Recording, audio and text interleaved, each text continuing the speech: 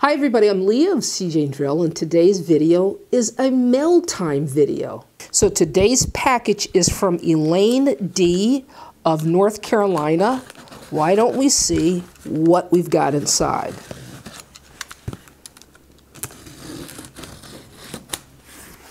Let's see what we have. Okay, we've got, looks like a card or a note. I'll read this off camera. Wow. This is sandpaper, and a lot of it. This is very, very nice and very extremely generous. Look, we have several different grits. This is like an 80 grit. Looks like she's marked it. 120 grit, 220. Again, this is incredible. And wow, she has included some buffing wheels. We've got a spiral sewn, that's what this is. This is a loose buff, single stitch there, and another spiral sewn buffing wheel. This is fantastic. Thank you so much, Elaine. I really, really appreciate it, especially because I really needed buffing wheels, right? In fact, let's throw them on the buffer and let's just see what we can do with them.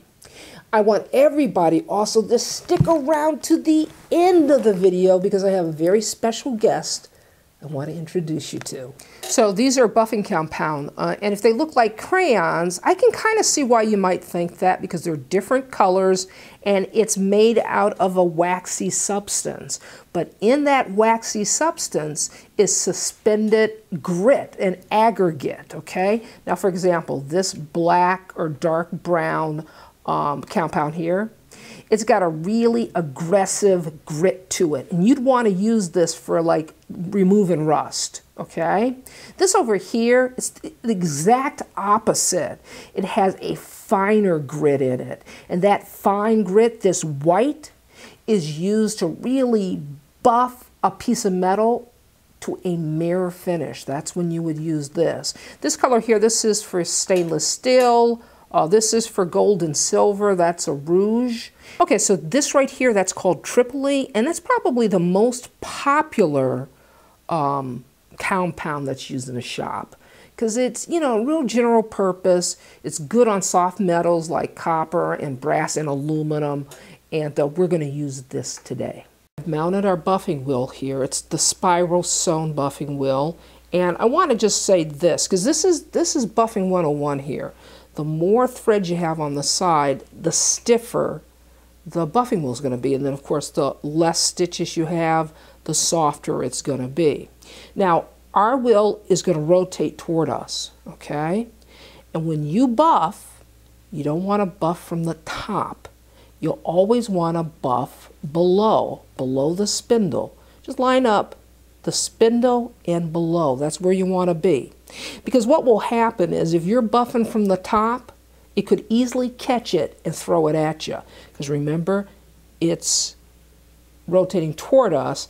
You don't have a lot of control up here. Down here is where you have the control. Now we're going to apply our compound here, the Tripoli.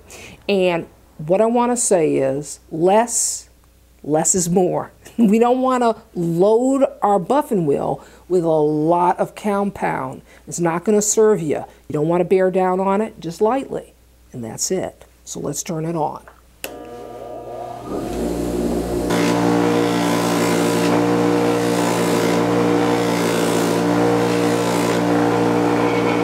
Let's see if we can shine this up. This is brass. Now you want to make certain that you grip your piece tightly.